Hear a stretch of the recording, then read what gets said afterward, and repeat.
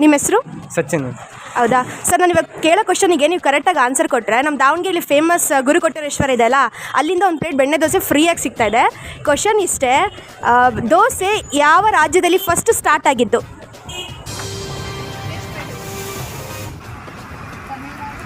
First ಬಂದಿದ್ದು ದಾವಣಗೆರೆಯಲ್ಲಿ. Hi, ನಿಮ್ಮ ಹೆಸರು? ವಿಜಯ್ ಪ್ರಸಾದ್. ನಿತಿನ್ ಕುಮಾರ್. ಏನು ಓದ್ತಿದ್ದೀರಾ? 5th standard. ನೀನು? 8th standard. ಹೌದಾ, ನಿಮಗೊಂದು ಸಿಂಪಲ್ ಕ್ವಶನ್ ಕೇಳ್ತೀನಿ. ಏನು ಹೇಳಲ್ಲ, ಯಾಕೆ ಕೇಳಬೇಕು?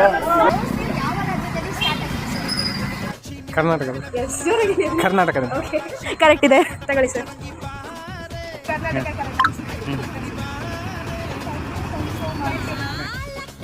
ಕರ್ನಾಟಕ. ಕರೆಕ್ಟ್, ತಗೊಳ್ಳಿ.